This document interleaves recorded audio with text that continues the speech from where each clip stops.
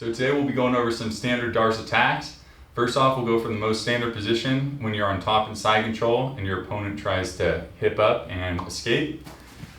So I have my opponent in side control here. I'm controlling his face with the cross face and his far side arm. Now if I ever give a little bit of space on this opposite arm, the opponent's going to want to go under, get an underhook, which is natural. So first thing, I take my arm that he's going up under, I shoot it as deep through past his neck.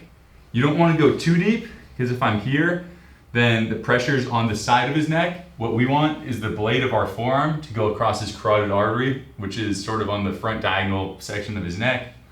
So we go through just enough to get that forearm on the carotid artery. I'm gonna grab my opposite bicep, and now I'm gonna put my hand wherever I can on his body. The higher up, the better. So I grab his ribs a lot of the time. And then once we have this position, you're gonna wanna pull the opponent towards you, because if you're too loose with both of your arms, there's space for him to pull this arm out. Now he's out of the Darce.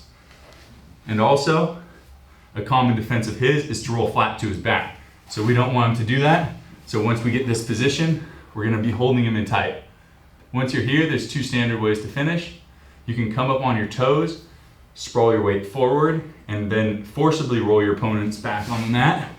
Where I'm here, come up to my toes, and then I'm walking back, which cuts off the blood. Or, once we have the same grip, you can sit to the opposite hip of the arm that you're shooting through for the Darce choke. Then I like to trap either one of my opponent's legs. Usually it's the bottom leg that gets close to me. And then you squeeze into your opponent and compress. The motion I'm doing there, you feed the arm through, you grab your bicep, and then the compression is here. You don't want to do anything else. You want to compress all your weight like a trash compactor. So again, one more time, the opponent's in side control, give a little bit of space, he comes up. You're gonna shoot this arm through, not too deep, not too shallow. You want that forearm right on his carotid artery. Grabbing your opposite bicep, hand high up on his ribs if you can. Finish one, get my weight back and sprawl forward. Finish two, sit to my hip, and then go ahead and trap either one of his legs and now trash compactor. I hope you guys really like these techniques.